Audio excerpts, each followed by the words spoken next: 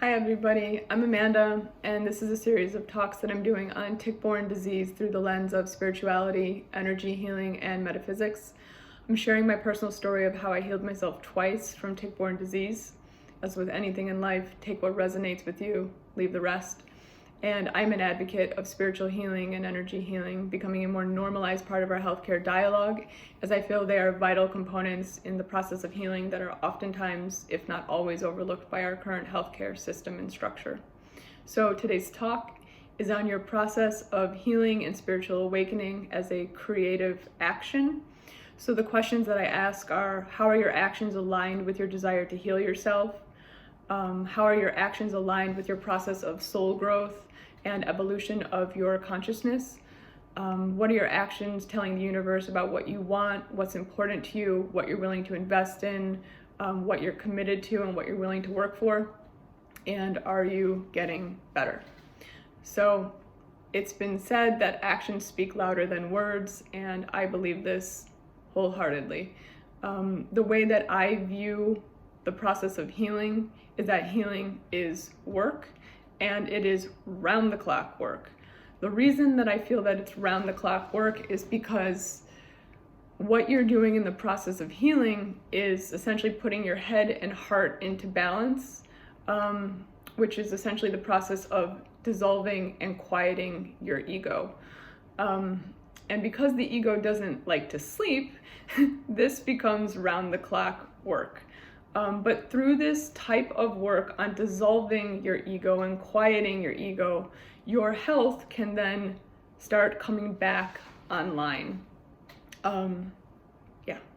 So what I think is really interesting about the way that our current healthcare system is set up is that it's all about ingesting food, ingesting medication, ingesting herbal supplements.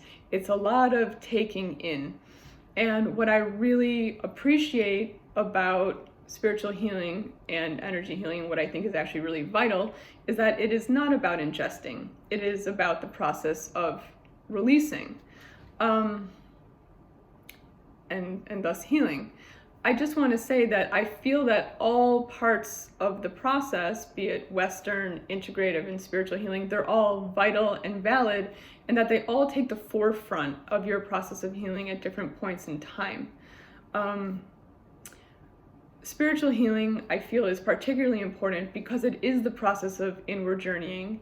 It is unique to the person who is suffering, and spiritual healing and energy healing helps to delayer the energetic body. It helps to remove blocks within us, be it from this incarnation or past, be them conscious or unconscious.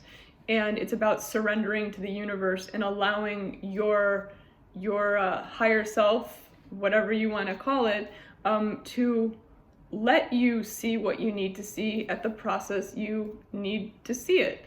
The ego wants to get better now and know everything now, but this is a process, and a process to be honored.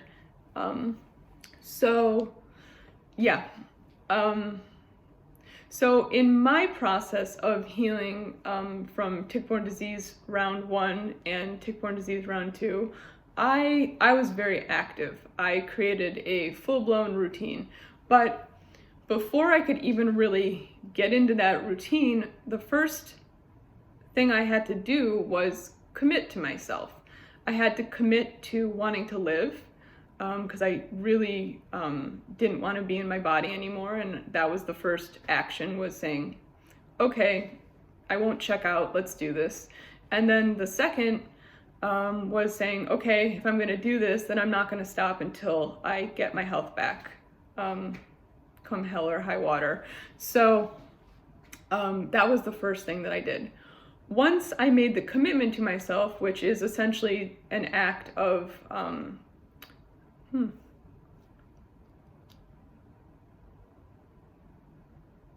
it's an act of self-love and self-worth. So I highly suggest making that commitment to yourself in the process of your own healing journey, because it's really the key to open the door. And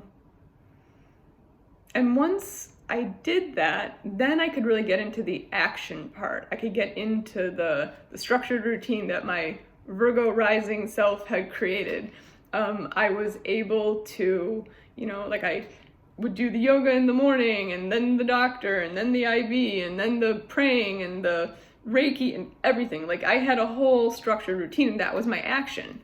I was saying that there was not one moment in my day that I was going to allow my ego to step forward and say, oh no, I'm just not going to do this, I'm going to check out. I absolutely refused, and this was round the clock work, extreme mindfulness.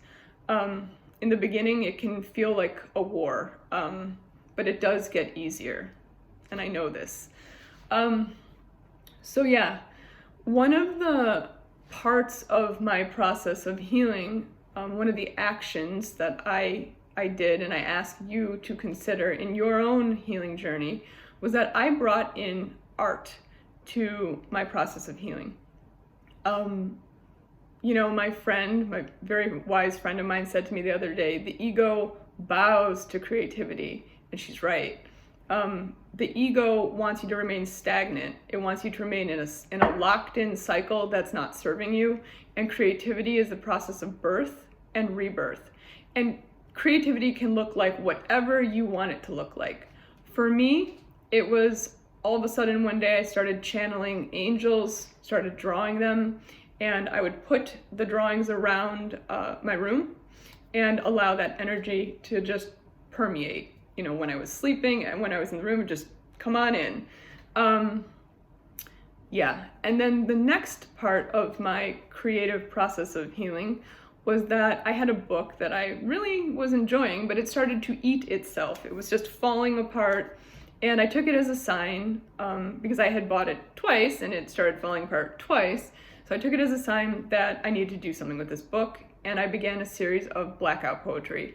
And what was amazing was that as I would do this poetry, I could see what my internal being was doing. I could see where I was in my process of healing. I could see things that I needed to see that I was not aware of. It was a really spiritual action. And it was very intuitive.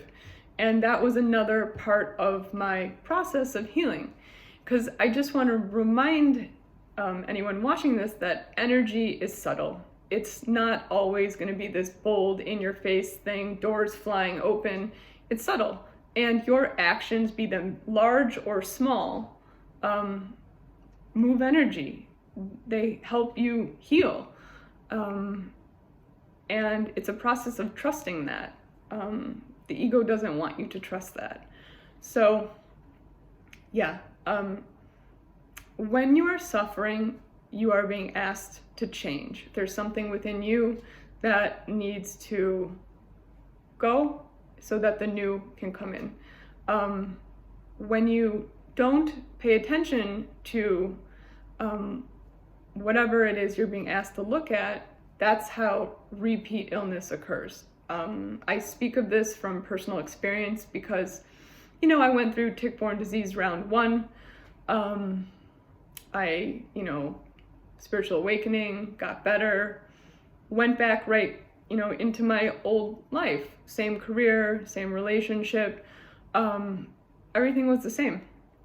And then when I got sick the second time and my eyesight went, I really had to look inward. I could not go anywhere else. And when I came out of tick-borne disease round 2, I decided to change my entire life.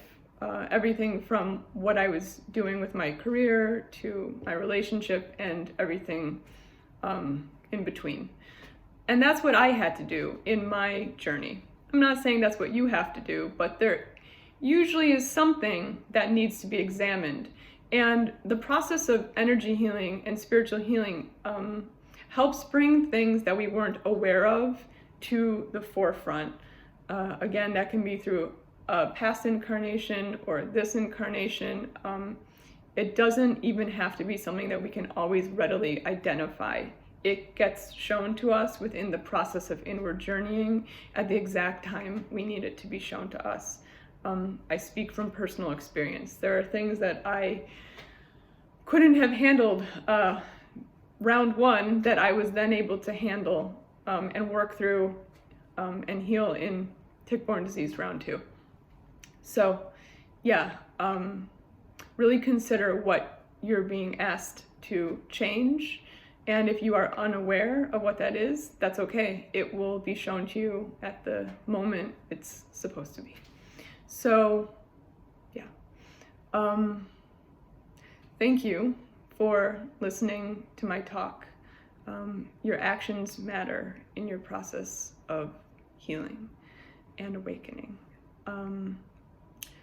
I am a medium, I am a spiritual counselor, and a medical intuitive.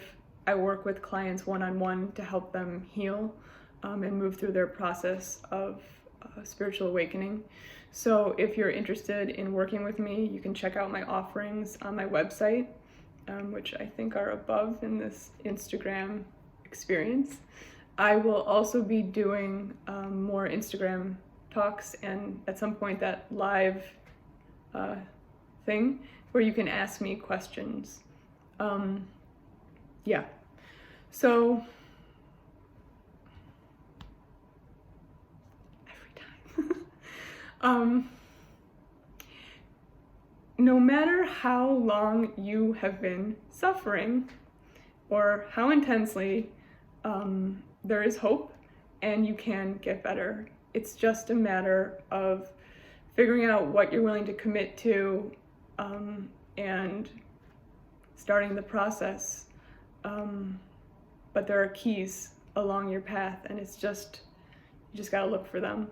So just know you can get better. You're talking to someone who didn't have her neurologic function.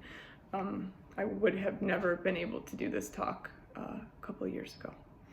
So again, thank you for listening to my talk, and you can get better.